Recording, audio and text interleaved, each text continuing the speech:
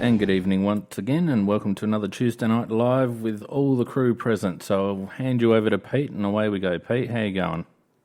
Thanks, Vane. Good evening, everybody. Welcome to the Crowcast for this evening. Good to see we've got a cast of thousands joining us tonight. Nikki, Danos, Macca, and Feenal, welcome this evening. Evening, Pete. Hello. Hello. Hi all.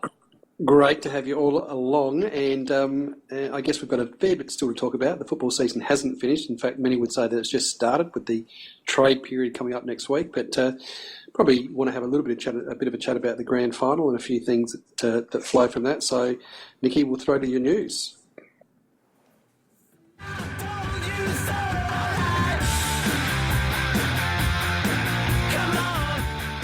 Bloody ready for you that time. I was going to say, damn it, he got in there in time. There was that was beautiful work, beautifully done. Well, I suppose the main news to come out was we now have the longest drought in Australian sporting history has finally been broken. And I think we're okay about it, are we? Begrudgingly. Nothing like seeing another VFL flag in the VFL competition. Better to see the Bulldogs win than the Swans, that's for sure. What's the saying about, with the wars, they support the troops but don't support the war? Well, I support the supporters, but I'm not terribly happy that the Bulldogs won. Yeah, it was kind of funny in that last quarter when it started getting obvious. It was like, I don't like this, but I'm okay with it. It was good that Tippo was denied a premiership medal. I think that was the thing we probably all enjoyed seeing. But, God, he was pathetic. Oh, he was terrible. But as I looked down at the stats and saw yet another ridiculous free kick count in favour of the Bulldogs for the umpteenth time this season, I just sort of thought, ugh. Yeah. Yeah, that was amazing. We're not allowed to use the word cheating, are we? No, they're just first to the ball, Macca, all the time. Biased. That's not cheating, biased. Oh, wow. Well, you can't. I mean, there's nothing wrong with them picking up their free. And I understand what you're saying, and I think that's right. That if you're first to the ball, you're going to get free kicks. But the issue that I've got is that on the other side of the ledger, Sydney didn't have a free kick for the whole second and third quarter. I know. Now, how does that happen? That's just ridiculous. In such a hard-fought game, it's almost impossible. And there was some again, it's not the ones that were paid, it's the ones that were missed. And there were some pretty obvious ones missed for Sydney over the course of that game. Ask Daniel Hanbury how his bloody knee is, for example. Oh, that one was just ridiculous. That was precisely why that sliding in rule was brought in. And he does actually injure himself. He has to go off. The fact he came back on was just nuts. And you can see that he could not turn or really he didn't have anything really going on with that leg too much. He shouldn't have been out there. And yet they give the free kick to the other guy. So here's a question. Like, Sloaney misses the ball and hits Ebert and gets a week. Largely because Ebert bled and had to go off. Well, whoever it was that slid into Hanbury's knee, why wouldn't he get reported? So same impact. Stolen my question. Oh, sorry, Macca. Well, great minds think alike there. Yeah, it's a fair point though, isn't it? I mean, it's against the rules, so you can't do it. So if you do it and you've caused injury and the guy has to go off, well, what's the difference between what he did and what bloody Sloaney did the other day? I reckon it's exactly the same in my book. There was also the earlier one, which was paid against Sydney as well. And the umpire from behind indicated that it was a high tackle. And yet, once again, they dove forward, sliding and the Sydney player's legs out. And yet when they showed it from the replay, he didn't even connect with the guy's head. It was the umpire making a guess from the wrong side of the pack. So they actually got two sliding rules wrong that game, not just that one with Hanbury. What about what about the Clay Smith free kick, which gave away a goal? The replay showed he was barely touched. Yeah, that was hopeless. Just as a totality as well, I mean, statistically, there's been... The Bulldogs have played this year, they've played 6 games against interstate sides in Melbourne, including the grand final. And at the end of that 6 games, the free kick count sits at 131 to the Bulldogs and 76 to the interstate sides. Now, how can you possibly justify that? Not only that, you've got the fact that they had their first 7 straight games at Etihad, You've got the fact that they're off an 8-day break between the semi and the prelim. I mean, the advantages that they got throughout the course of the year are just ridiculous, and it is a VFL competition. Always has been and always will be. And as long as it keeps favouring the Victorians, I'll be happy. Now, does this mean the end of the bye? No, God, no. Oh, absolutely not. It is absolute set in stone, I reckon. Yeah, I reckon too. Gil's already got the Brownlow and All-Australian booked in for the bye week next year. Yep, that's right.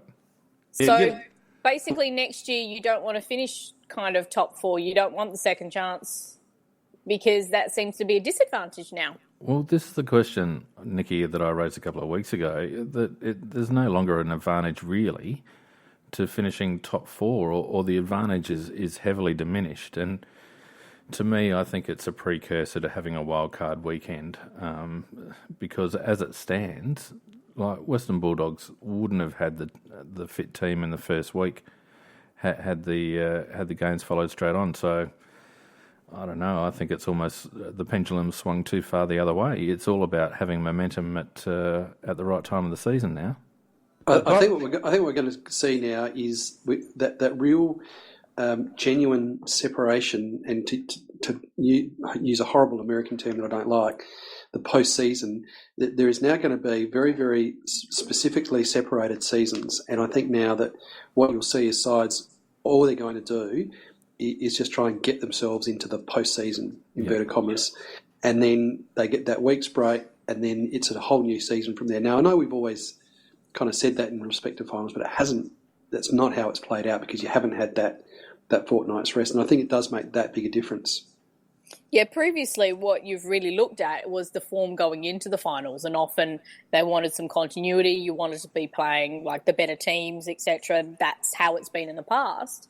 Not so much the case now with that bye.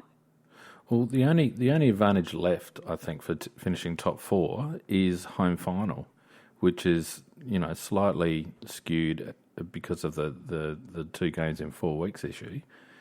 A home final is still valuable if you're an interstate team. I don't think it's terribly valuable if you're a Victorian team. So I wonder if you're a Victorian team playing another Victorian team, So I wonder if the Vics will be pushing back on the bye harder than the interstate clubs. I just think now the chase for top 4 isn't going to be as intense as it once was. No, well, common sense would say that, wouldn't it? Because both the teams that had the extra week's rest, they both lost. Yep. Yeah, too small a data sample though, Macca, and unfortunately it's skewed because it was such an even top 8 anyway, apart from North. So, if you had the Bulldogs, say, on squeaking in on 14 wins, playing Sydney on 18 wins, and the Bulldogs get up, then you've probably got more cause for concern. But for me, I think whilst I lean on the side of unfair advantage, the jury's probably still out until we get a bigger sample size, I reckon. Well, and the other point that you were sort of half hinting at there was the fact that there wasn't that much difference between the number of games that the Bulldogs had won for the year and the minor premier had won for the year. 2. Yeah, that's right. So, time will tell, I guess, but I reckon it'll definitely be here for at least the next 1 or 2. Now, I've got a question though. Jake Stringer, has there ever been a player in a grand final who's kicked out of bounds on the full or even handballed out of bounds on the full more than him? I don't really recall, to be honest. Because it's not something that hit me smack between the eyes, Nikki. Yeah, the group of us that were watching, anytime he got the ball, we just wanted to watch that go out of bounds on the full, and invariably it did. He got it about 4 times, didn't he? Yeah, and he got 2. He finally managed to get 2. One was he managed to get through for a point, and then he was like dead straight in front, the quick snap. And there'd been a bit of a sledging going on in our household at that particular time, and sure enough, he finally managed to pull his finger out and kick a fairly important goal at the time. But God, he was causing us some great mirth. I think one of the biggest stories that came out of the grand final appears to have been the whole issue of the Beveridge giving the medal to Murphy. That obviously seems to draw a lot of attention, and of course now the ensuing discussion about whether there should be another premiership medal struck to give to Beveridge and so that Murphy walks away with a medal, which... No. I mean, you can only imagine the kind of attitude that all of us would have to that, I've got no doubt. It is an absolutely ridiculous thought, and I hope that it's hit on the head as quickly as possible. But that does seem to be probably the biggest story that's come out of the grand final.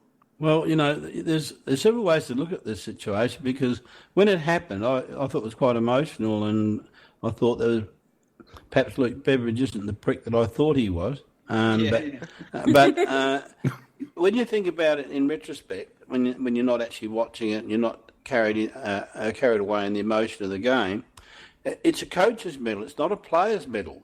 So giving Bob Murphy a coach's medal is probably not quite right.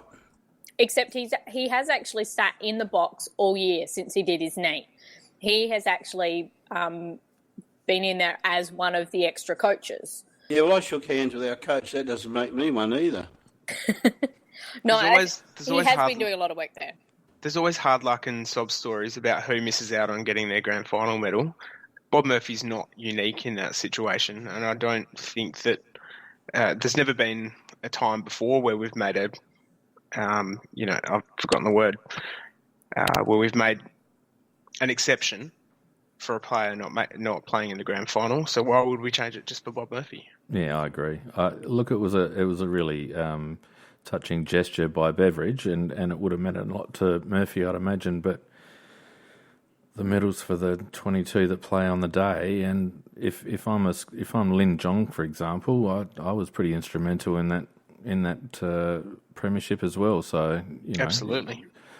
And if I was Modra or Rashudo back in '97, same. Like you say, Dan, there's sob stories every year. Vardy and Liptak. But for me, what it does is if you do that, it then actually denigrates, in a way, the medal that Murphy has, because it's not unique now. There's another one.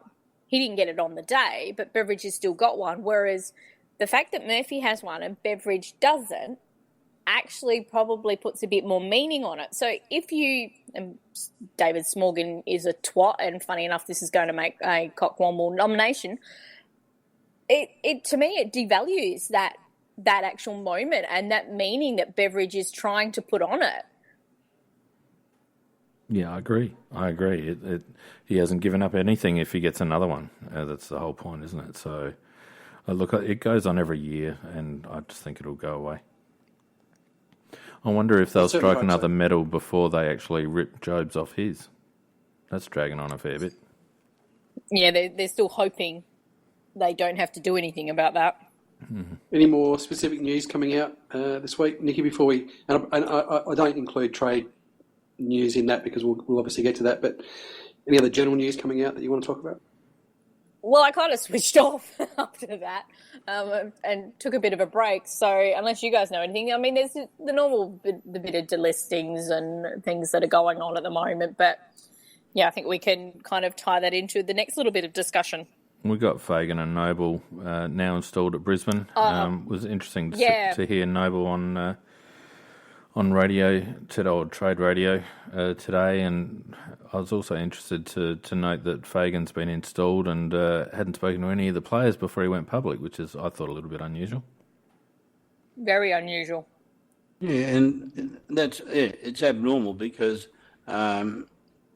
he should really judge what he's got there in terms of the mood and how the players are feeling, and before he can come out there and make comments, really. I think it underpinned that it was very much an AFL appointment, Macca. The fact that the players were really quite disregarded in the whole thing. It's about getting that club up and running, and the AFL just wanted to trot out a bit of solidarity, I think. Yeah, and the players are all secondary to the cause. Yeah, I agree.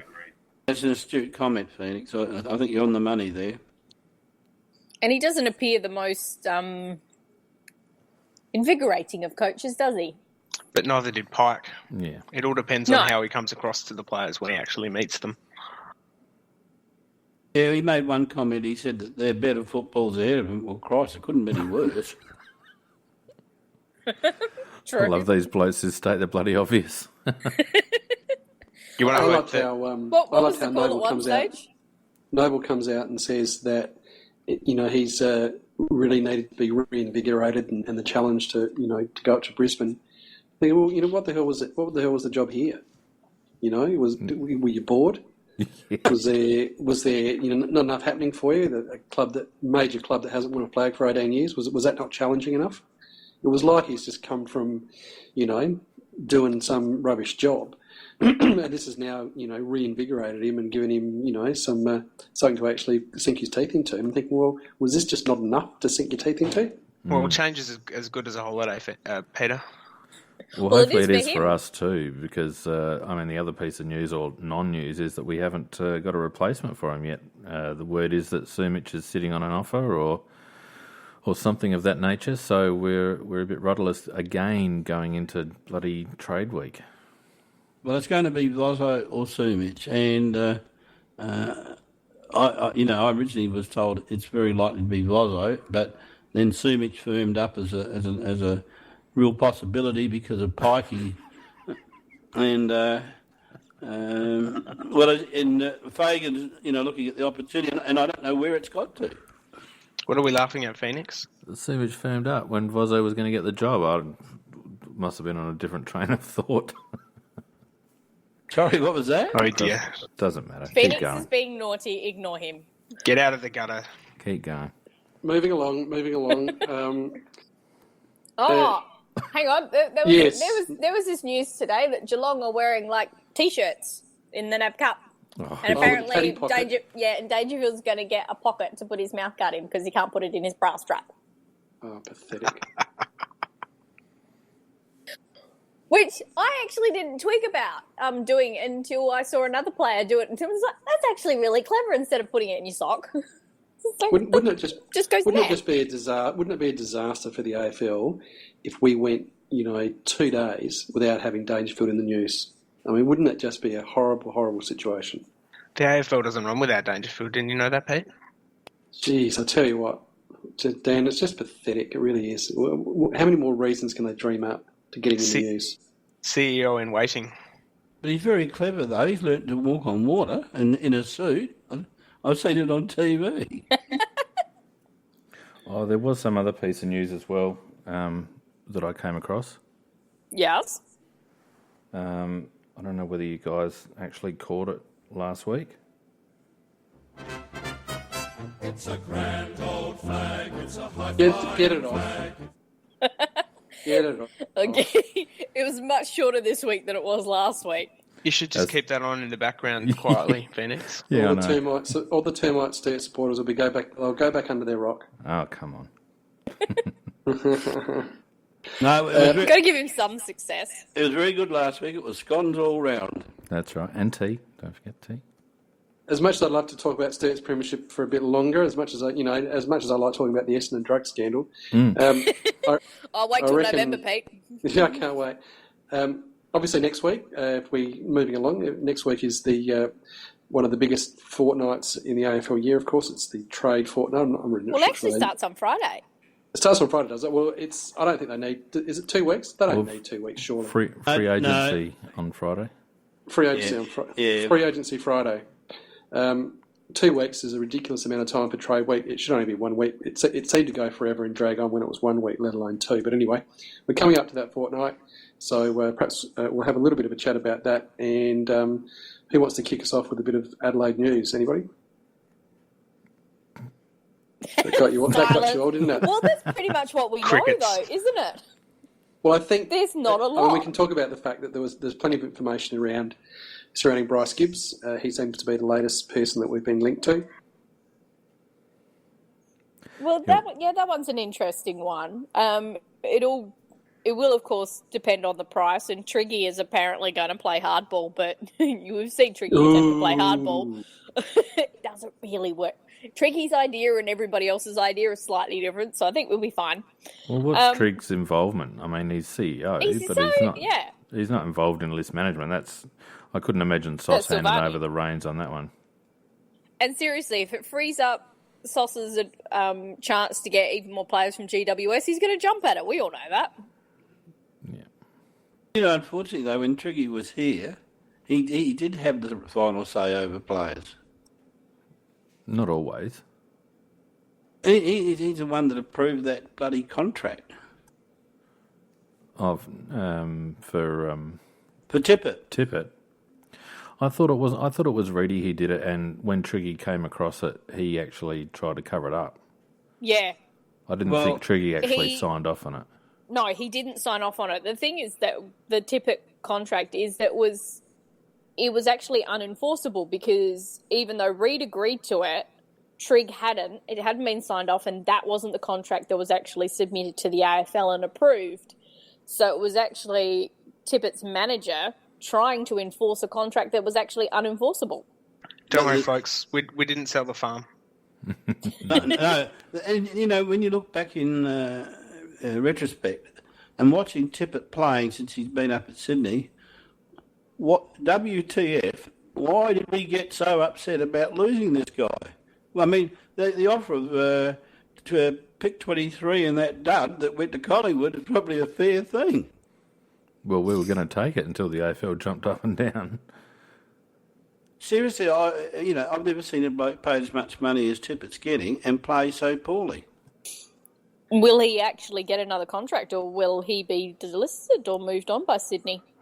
Well, they're talking about trading him to free up some salary for Mitchell, but I don't think he'll be of interest to us, and we won't be of interest to him, I'm sure. Is there any... the other bit of news that floated around this afternoon was the fact that Gold Coast are coming in with a fairly significant offer for Charlie Cameron. Did anyone pick that one up? Yeah, I did see Yeah, I that. saw that, but it's AA. Well, no, it was a little bit more than just AA. It definitely, it's in on all the various trade situations, all the radio stations and interstate newspapers as well. But they often all pick it up from one source, and then they all repeat it and go, "See, there must be something to it." No, one person said it, and everybody else has picked it up. This time period is just nuts with things that are factual, and pretty much everything is just a rumour. Yeah, but the one thing is, Mark Beckley did say he's contracted, and all we do is say no, and I know he's being offered a lot more money than we are paying him. But I would say that once everything's settled down, when we've completed what trades we're going to do, if any, then he'll probably get a new contract and a little bit more money. Well, to me, what it says is that if Gold Coast are after him, who are they offering in exchange? Or are we interested in somebody? We've been having discussions with them, and their response is to try and go after Cameron. Aaron Hall, maybe? That was a possibility that crossed my mind. Well, it was Gold Coast who said that he was not off limits for the possibility of a trade. Either that or that I'm sure we've got our eye on that number 8 draft pick. That would be nice. How would we get that, though? I don't think Cameron and another player or a draft pick are worth pick 8. Well, they are to me. I'd rather keep Cameron and gamble on draft pick 8. Just to clarify as well, free agency begins on Friday. The trade period begins officially on Monday. Free agency ends on the 16th of October, Sunday. And the trade period closes on the 20th. So there is 10 days in total, or 11 days in total, of the trade period. It's ridiculous it finishing on a Sunday. So that's when they can... That's the last day that they can offer or submit contracts for free agency, and then the 3-day period ends on Wednesday. Well, that's some nice overtime for the AFL staff. You have to sit there and wait just in case. Yep. Well, you'd imagine that free agency declarations would be made within the first day, wouldn't you? It tends to get done very quickly. We've got one in our books, and that's Henderson, and I don't know whether anybody's and Tomo. Well, Tomo won't be going anywhere. Oh, I suppose he could be if he doesn't get a contract with us. But in terms of Henderson, my thoughts would be, I know I've said before, I never want to see him in the team again, but having said that, if we trade McKay, I would love to see that we did trade him, we'd probably have to keep Henderson. I don't think so. I think we've got enough players that didn't play this year who can play in that sort of role. We have. Definitely. Did anyone see the late trade rumour about the fact that Rockcliffe had signed with St Kilda? Ha. Yeah, I saw that. I saw that. One of those for 4 Twitter years. accounts, wasn't it? Yeah. Who got it all? No, wasn't that the Twitter account that got everything wrong about Hogan? No, it's it a was different one. That was a different one.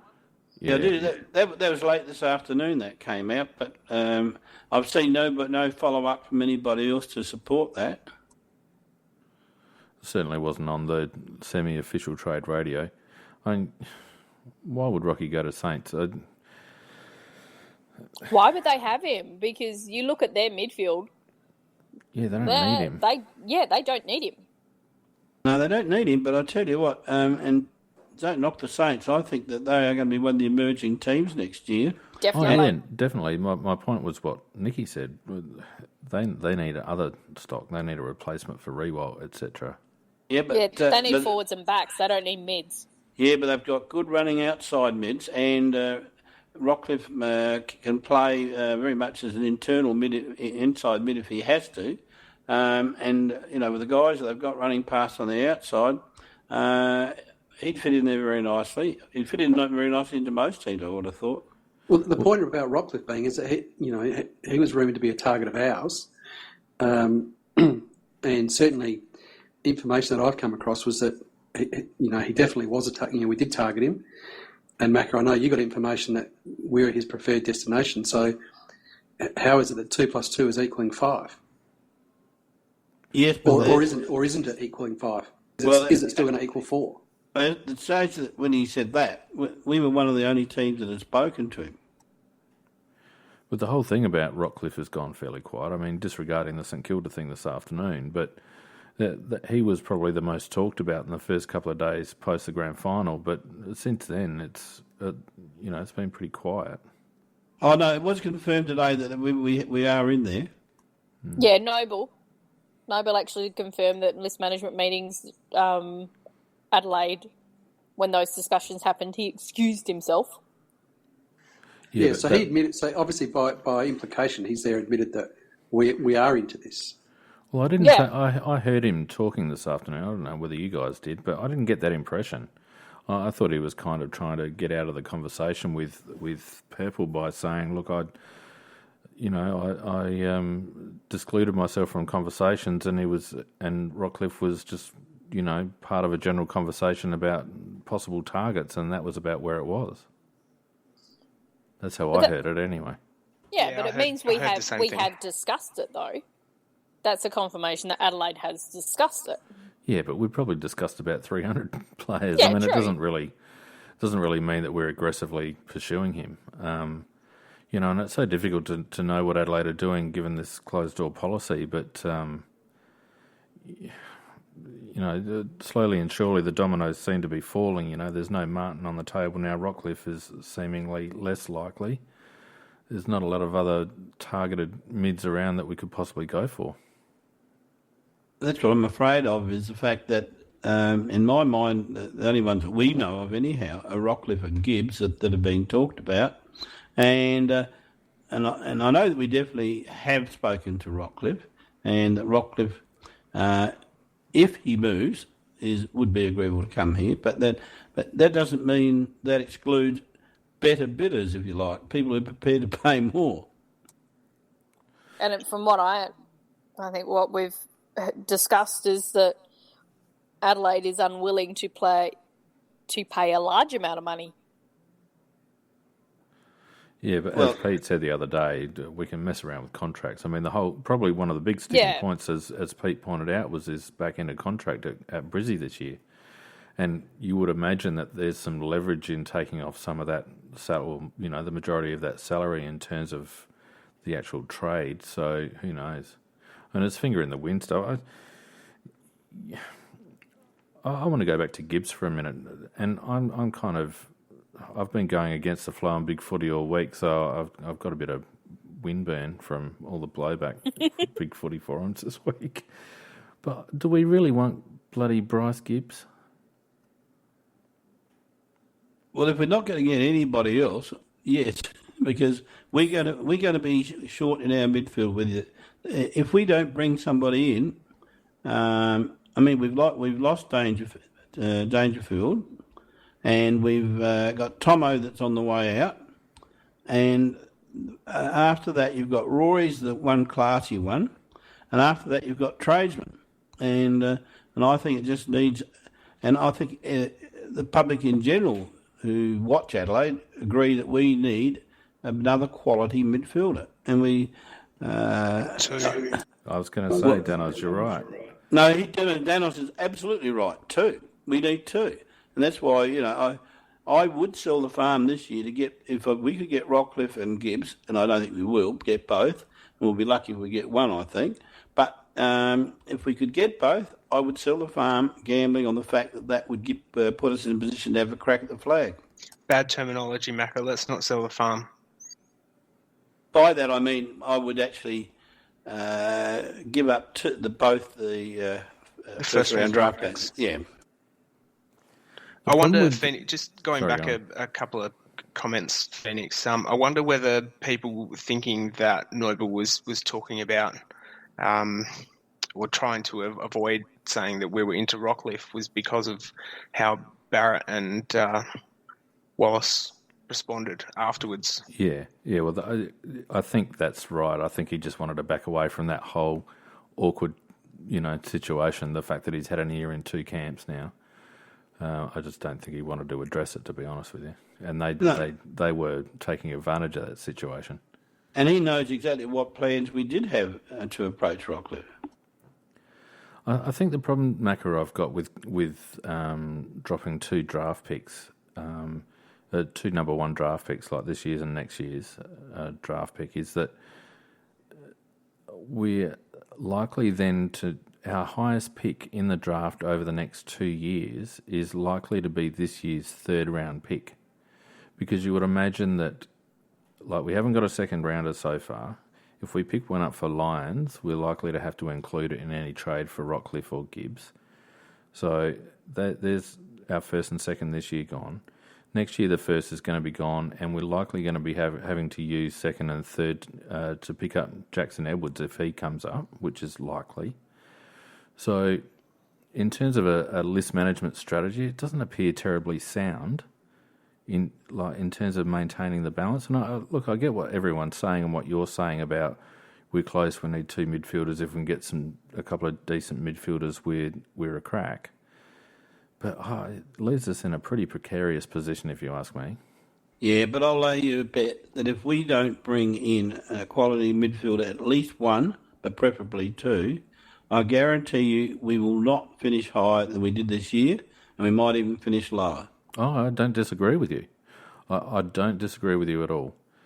But I also don't know whether we've got whether 12 to 22 on our list is enough to support top 10 on our list to get much further than what we did this year anyway.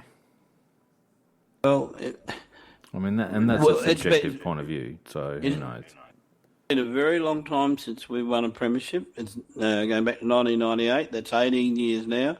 And that's, even if we took our turn, we should have won one in that period. And so, we are way overdue and not performing to what we should be. And I'd rather have a genuine crack at it. And if it goes and the wheels drop off, we drop down the low, then we get the quality draft picks, and then you rebuild and have another crack. But the way we are at the moment, we're always structured to run about where we are. I'll chip in, and I honestly believe that the club is aware, and Rashido would be aware of where we are in terms of our midfield, and the fact that it isn't good enough. It wasn't good enough last year, not good enough this year, and there's no way it's going to be good enough next year either. And I just don't think that they are going to take that without some kind of very, very strong attempt to get someone of quality this trade period. So my feel is that they'll have their fingers in pie somewhere, and I'll actually be very, very surprised this year if they don't reel somebody in that is of decent quality and is from the names that are being bantered about. Very interesting in that Tex, who was on the AFL, the game day on the grand final, when they did ask him about Gibbs, and his response was, if he's available, yeah, that'd be nice. And Tex actually flat out stated, I would really like a midfielder. He did. And Nikki, that follows on. Everybody knows. I mean, it's glaring. It's absolutely glaring. And so if mugs like us can see it, there's no doubt in my mind that this is priority one at the football club. And that priority will be taken very, very seriously and will be taken to trade week. And the only way that I can see us not picking up one of the names mentioned is if there has been some policy, and look, I could be just really, really off the wall here, but we know how secretive they are, whether they have gone on a deliberate sort of binge of leaking names just to try and, and getting mouthpieces like Bickley and Rowe to give, statements over the radio to put people off. I don't know. And they may well be, hips deep, as I said, hips deep into someone that we just don't know about. But I am almost certain there'll be somebody. Yeah. Well, to me, it was the fact that Walker was allowed to say that. Because even though we know Tex is his own man and everything else, we also know that the club is very controlling regarding messaging. And they would know what questions were going to be asked, and he would have been prompted beforehand as to what he is allowed and what he isn't allowed to say. Well, I think what Pete said is right, but if it's not the two that we are aware of, I don't know who else it might be. All right, Hartlett. Please. Well, Port's already blown that out of the water. They refused to deal with the Crows in any trade situation because we're the crosstown rivals. Cold War, as their list manager put. How ridiculous is that? Seriously. Absolutely stupid. I think to me, the only reason they've come out and said it like that, because it puts them on the front foot. We know they really like to be on the front foot regarding a PR war, etc. I would say that he was offered to us and we just went, nah. So they feel comfortable in saying that because we're not going to come out and refute it or anything else because we don't speak regarding what our interests are, etc. So Port know that they can get away with making this statement and they appear strong to their supporters. I reckon Pretty you're good absolutely point.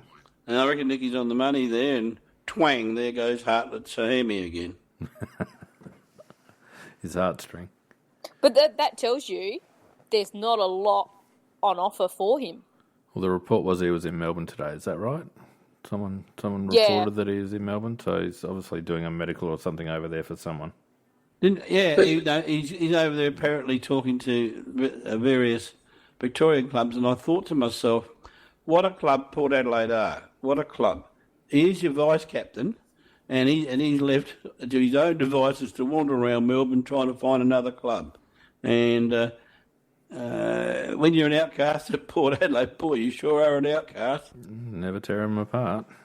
But it could be anybody out there, Macca, and it may not necessarily be the names mentioned. And the reality of football now is that, whether players are contracted or not just doesn't seem to matter a jot anymore. I mean, that's what we're just saying, Charlie Cameron's contracted. Well, Gold Coast come in with a big enough offer and to both the club and to Cameron, and everyone agrees, well, he'll just go.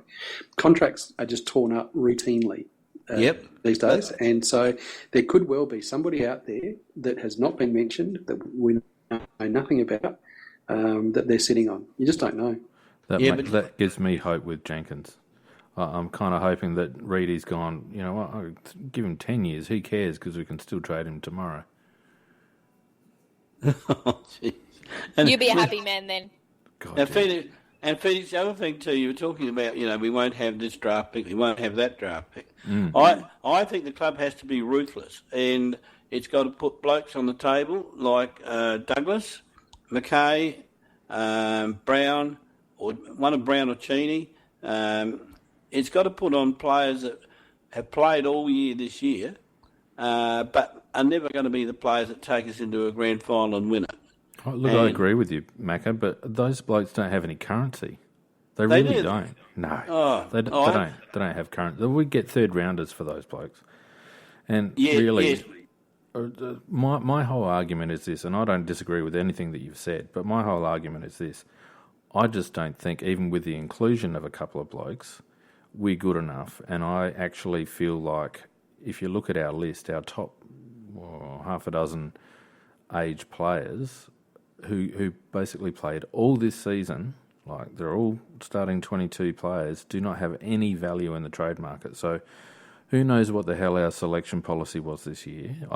It's horrendous. It's just horrendous. It didn't make any sense. I made a post on Big Footy today saying, you can't work it out. You draft and trade for long-term projects that aren't going to have much 2016 impact, and then your selection policy is as if this is our premiership window. And I think our early season form actually caught them by surprise a bit. But getting back to the point, Macca, I think we've actually got to make calls on some mid-tier players, and I got absolutely smashed by putting Brodie Smith's name up. But to me, if you want to have a crack at the premiership this year, then it's not those top ages that are going to get us a reconfiguration of our list into something that's competitive, because those top ages don't have any value. Luke Brown, you mentioned, I agree with. There's about 3 or 4 others in that mid-tier range. Jared Lyon's another one. I would put Brodie Smith in that category as well. They're the blokes that have got trade value, and if we want to reconfigure our list and load up on solid, proper midfield talent, not blokes like, maybe Laird will get a run, or maybe, what's the B grade category B rookie? What's his name? Greenwood. Maybe Greenwood will step up. Bugger all this speculation. If you want to reconfigure the list and say our midfield group is not good enough, then you have to give something to get something. And to me, we have to make harder calls than just get rid of D-Mac and Dougie. Yeah, well, I don't necessarily disagree with you, but I still think that you have to go down paths that we haven't necessarily gone down before, because if you keep doing the same thing you've always done, you're going to get the same result you've always got. And that's my fear, that if we don't go and get something, if we don't change some of the players in the team, if we don't get somebody that's got real quality in the midfield, we'll just get the same result again. Well, here's a classic example of what I'm trying to say, Macca. Bernie Vince, right? Ex-club champion, first 22 player, pretty much, fan favourite, etc., and we made a ruthless call to trade him to Melbourne to get what we needed, which was an understudy to Tomo. Now, that was a really good trade. Even though everyone hated losing Bernie, no one could disagree with the fact that we've got a 10-year solid inside midfielder now, and his brother. They're the sorts of calls we have to make, and we're not making them on Douglas. We're making them on our 10 to 22 on our list in terms of, do you stand up in finals? Do you stand up in pressure moments? Do you have what it takes to give us that extra 5% when we need it? They're the players that let us down in big games at the moment, and we've got to make calls on those players, not make the easy calls on a bloke like Douglas, who's getting old and hasn't got any currency anymore. No, he'd be at least a second rounder. Douglas would be. Not a chance. You reckon? No, not a chance, Macca. Who's going to give a second rounder for Douglas? No, look, not a chance. One of the problems you do when you barrack for a team, as we do, you devalue all your own players, and you look at the grass on the other side of the fence, and you say how green it is. But when you get that player into your team, he never performs as good as you think he was going to do anyhow, because you always overestimate the players from other teams and underestimate your own. Would Brisbane give us a second rounder for Douglas? Well, put it this way. Noble up there now, possibly. We just might. But might get a first rounder for McKay. Well, look, let's not go absolutely as if we're drunk. But no, what I'm trying to say is, if you're trying to say you get Rockcliffe and they want first and a second round pick, you might throw in a Douglas or something like that and call it a second round pick, and it's near enough to swing the deal. Who do you reckon is more likely to get a second rounder, Macca? Jared Lyons or Richard Douglas? Well, I'm not really sure, and I don't really care. I don't care which one of them go. No, but which one do you reckon's more likely to get a second-round pick in a trade? At this stage, Jared Lyons. Exactly, and he's probably going to get a late second. So there's no way Richard Douglas gets us a second-round pick. No way. Well, Nor D-Mac. Yeah, those blokes, they're past it. They're gone. They've had their chance. They've been in our system for 10 years. Every other club's looking at them going, we got no use for these people. You may well be right, but not what I'm saying is I actually agree with the principle of everything you're saying, but the blokes I mentioned, even if we get third rounders in, I'd like to get rid of them anyhow because they aren't going to carry you to a flag. What were you going to say, Dennis? Oh, I can't remember. Because the other thing is it's a numbers game too, Macca. It's you get rid of all these players. All of a sudden, you got to draft into pick 100 in the draft. I mean, it's logistics as well as just we got to get rid of all these players. Or you got to make the list work, and that's where we need to be careful about giving away too many high end picks because we're going to end up with a third of our list being complete spuds. And list management is always done over a number of years. And what I often find on the boards is that everybody's focused on the here and now. They very, very rarely look at the overall list and how it is going to go for over a number of years. And what I find interesting is that we actually have a number of players that are possibly out of contract. They might have been re-signed, but nothing has been said. And that does include Cheney. And that does include Greg. And it also includes Harry Deer. Yeah, it is an interesting one. Because I think, from what I understand, the club would very much are keen to keep him. Going down the line that you're talking about there, Nicky, the mob of spuds that we've got at the moment, at least they won they won 16 games this year, so they can't be all that bad. And when you say about the list management changes, just getting one or two right blokes in the club could make the difference between being a genuine contender and just making up numbers again. Yeah, we've heard that for 18. With all due respect, we've heard that for 18 years, and those guys who have made a career on beating up on the likes of Brisbane and those other bottom teams have showed continually, time and again, that they will fail in finals, and they will wet the bed in finals. And I agree. Players like Brodie Smith, great in the minor round, but I've yet to see him stamp himself in a final. He played hang on. He played an excellent last game. You're going to what against Sydney? You're kidding me. I reckon that wouldn't he. I reckon Smith was one of our best players. You're thinking about the game against North Melbourne. He had 15 or 16 touches, and don't include the final against North Melbourne. That wasn't a real final. Talk about pressure games, and he just hasn't delivered. And so I'm hot on looking at players and saying, well, have you delivered in finals? I mean, to me, I'm looking at the guys that came out of this season are guys like Hardigan, Cameron, Lever. They're the guys that stood up against Sydney. Yep, and McGovern. And McGovern. These are guys that, to me, look like that they actually were up for the contest and could actually raise their game to a level and drag their team over the line in the final. But guys like the usuals, and I include Smith in that. You don't get a yelp out of them in finals, and they don't stand up. Would we expect a game like Johannesson played for the Bulldogs in the grand final? Would we expect a game like that from Brodie Smith? That's what we should get. Continually kicking to the opposition? Which is he what won Johannesson did. He turned over about 3 times. He got in the... It was close to 10, Phoenix. He was shocking. How the hell he got the Norman Smith medal? I swear they only looked at metres gained and did not look at the end result of those metres gained, because pretty much every time he kicked it forward, it came flying back at him. Well, all the AFL coaches, I'm sorry. All the AFL coaches disagree with you, Nick. Oh, he was... Picken or Boyd should have got it before him. And fair enough too, but the point is that Johannesson still got a stack of the ball, and Brodie Smith has never got a stack of the ball in a big game. Never got it. He didn't. He's not a link man. He's a halfback flanker. Exactly the he's same position. Exactly the same position that the way Brodie the Smith Bulldogs plays. play, he plays as the link man. He's not the one who gets it first. Morris often is the one who'll get it, who then dishes out to Johannesson. I should know better than to go down to specifics. But anyway, I'm with you, Anyway. Pete. I'm with you, Pete. These blokes that don't stand up. Source Jacobs is another one. He's a classic.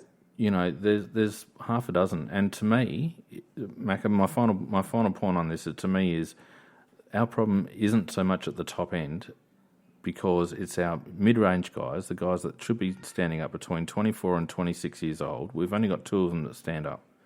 And Sloaney's one, and I can't remember the other one. Yeah, I can't argue with you. And if you have a look at the Bulldogs midfield, the grand final winning Bulldogs midfield, bar one player, they were all 23 or younger. And to me, I'd be going the other way with our midfield, and I'd be handing the keys over to the young lads and go, here you go, we're getting Tomo out of your way, we're getting Dougie out of your way. You guys take ownership of this, which is exactly what happened at the Bulldogs. They got a bunch of young kids in there, and look how they play. They got rid of Griffin. Yep, they're led by Bontempelli, who's 20. You know, Liberatore, those blokes. They're all under 23, bar one player. And look how they played against supposedly the best midfield and the toughest midfield in the comp. They smashed Kieran Jack and Daniel Henry up. They smashed them up. Yeah, but in fairness, though, McCartney had done a lot of the work in the background before Beveridge took over, and Beveridge's only been there 2 years. But it doesn't matter. It doesn't matter. It's the end result. I don't care who did it. The end result is that they're relying on kids in that midfield that are going to be with them for 10 years. Yeah, but what I'm saying, I'm supporting Nicky's comment that it's not in 1 year, it's done over several. In other words, that there was a lot of groundwork done in the period where they failed under McCartney, but in terms of getting the right players in, that did happen. Yeah, but there comes a point of time. Sorry, Phoenix. What they did is that they made that hard call. They got rid of Cooney. They sent Griffin, who was an All-Australian player, and picked 6. Yeah. Imagine that. I mean, that is a huge, and gave that massive contract to Boyd, for a kid. I mean, that was a massive risk, and he was a behemoth on Saturday. But they took risks. They got the age out of their midfield.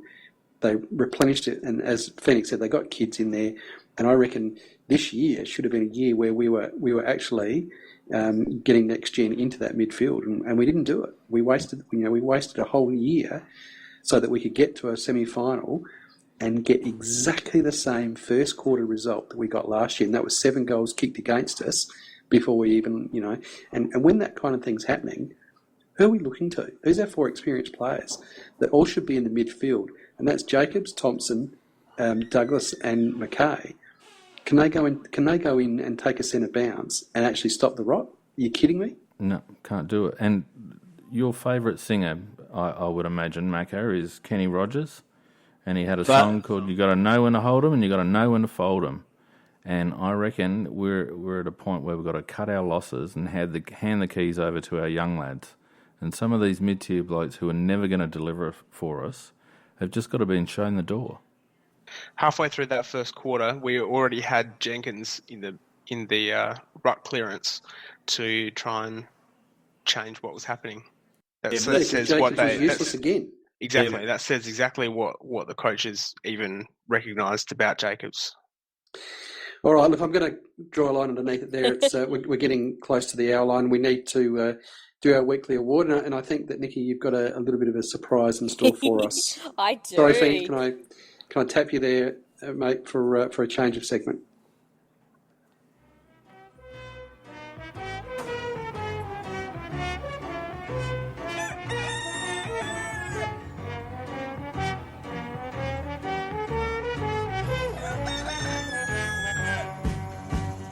Underground, overground, wombling free.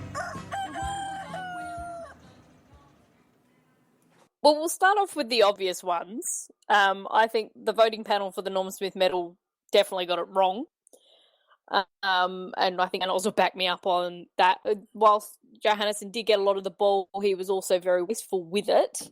And that was not an obvious choice. all of us who I was watching it with, we actually thought Kennedy, but they weren't going to give it because they might have a Buckley scenario. So it had to be somebody on the Bulldogs. So we actually thought Picken or Boyd or maybe even Morris. But I think David Smorgon, he's got two things going on here.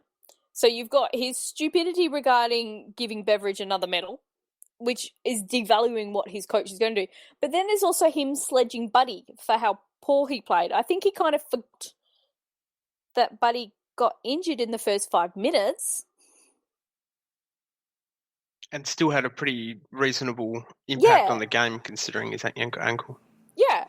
But the other nomination is, I would like to nominate, well, it's definitely going to be Peter and Phoenix, and I think Macca also joined in on this one. Bit of technical difficulties here.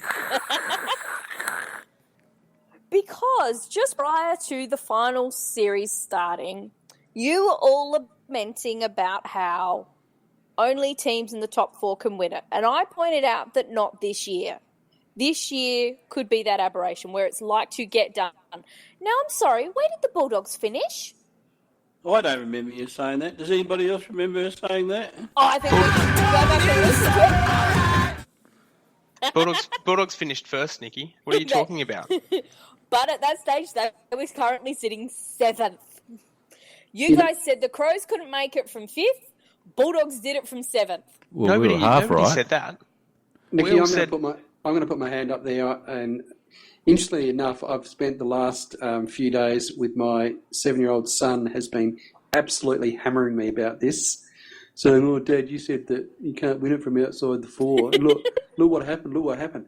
I've been copying it, Nikki. Don't worry. I've been copying it in my own house. So there's no reason why I shouldn't put my hand up and be a nominee this week.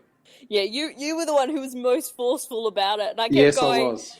Well, the fact that there was only 2 games, where normally you would have a 2-game differential between first and second, and maybe first and fourth, but then there was always going to be a bigger gap for those lower ones. But this year there just wasn't, and Bulldogs proved that it could be done.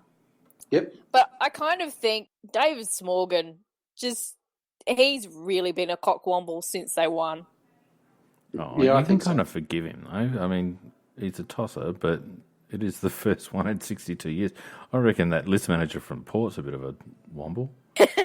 Yeah, that one's a bit interesting for trying the little PR thing, which I didn't see through at all. Oh, hang on. Does that make me smarter than him?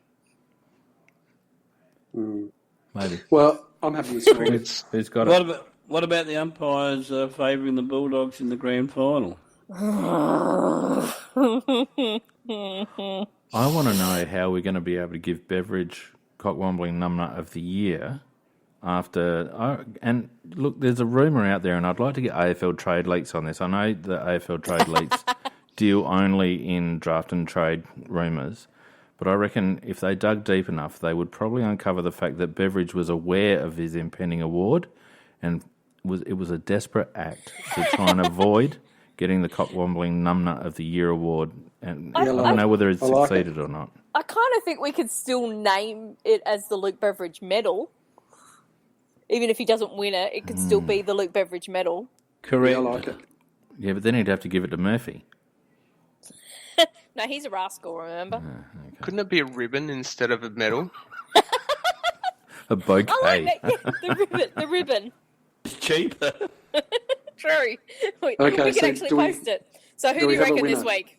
I'm going to go Pete. Smorgon. I'm going Pete. Oh, That I implicates feel like- me too, but I feel like a trade. I don't want to do it to him. Give it to Pete. I'm not going to give you the glory, Nikki. I was quite happy just to nominate it and get it out there to prove that I was right and you guys were wrong. That's nice from the cowards there. At least I had the nuts to put my hand up and admit to it. And these guys, they're cowering in the No, corner. it didn't happen. Oh, bugger it. Give it to Pete. yeah, exactly, Macca. Danos, any thoughts? Yeah, I think I don't think I've actually put in my 2 cents for any of the Cockwomble awards this season, but I think that Smorgon was probably the big loser of the week for mine. Well, what about And he Tippett didn't have as a one. He nomination? had 2. Surely Tippett's got to be a nomination after going home and costing him a flag. Well, seeing the season's just ended, perhaps we could, give a handful of them out. Sounds like it. So, Nikki, do we have a winner? Oh, Tippett's made that late run there. That's kind of interesting because we did quite laugh about it, didn't we? And offered at Cockwomble, we like it. Somebody who's stupid but also made us laugh a bit. Oh, hang on, I've got another one. Did anyone see the Mad Monday footage of Geelong with Dangerfield and all that? Seriously, that if you're talking about late runs at the Cockwombling Award, those blokes that did that limo thing, Dangerfield and I think it might have been Selwood and all the rest of it, they deserve a nomination. Go back and have a look at the footage if you can find it. They are peanuts. Yeah, I saw that. I mean, sorry, who admits that they watched The Bachelor? Really? It was just cringeworthy. It really was. Anyway, Nick, over you go. Better keep Pete happy because we're over 60 minutes now. I know, you've kind of thrown a spanner in the works with that one. I don't think you're very well researched. That's what it comes down to. I had to do your research work for you. That was a while ago. You've come up with two lame nominations. Very obvious. Pete was a good one. Make a call, Nikki. I'll go for Smorgan. Oh, nice. Weak. Just bailed out of that one. Good on That's you. shocking. He did too. He got 2 nominations in there, so he's getting it for both of them. Alrighty, thanks.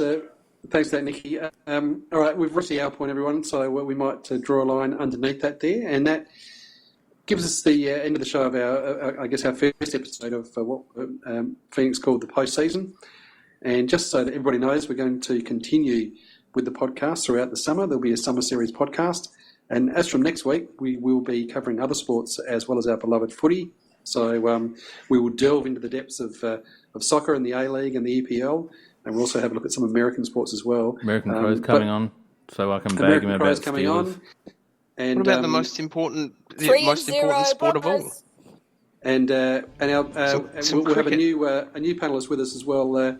Ellis Gilios will be coming on, and he'll be our soccer guru and talking to us about all things soccer from Adelaide United and also the EPL. So hopefully we'll be able to keep you interested. And of course we'll certainly spend some time on the trade fortnight that will be unfolding as well. Pete, sorry to interrupt. We were going to have Skibos tonight, and I did advertise that, and obviously I've broken a few hearts, but he got called away on a late work assignment, so he'll be back with us next Tuesday, and obviously we'll be right in the thick of it with draft and trade at that point. So he'll have some good input there. Perfect. So that's next Tuesday. And don't forget to follow us on social media as well, you mongrels. Don't forget to have a look at crowsfancentral.com as well for all updated news stories. It was 43-12 American Crow. 43-12 I think it was, mate, on the chat there. I just want to withdraw my comments about Smith. He did have a shit-house preliminary. Not preliminary, the last one. All right, as we say in my line of work, has anybody got any save rounds? No. No. We're all out. Shooting Done. blanks. All right, we're all out. Nikki, Dan, Macca and Fiend, thanks very much. Thanks very much for all the technical support as always. We appreciate all your comments and a lot of fun as always. Thanks very much for joining us, everyone, on the Crowcast, and we look forward to catching up next week for the summer edition. See you guys. Night. Yeah. Bye.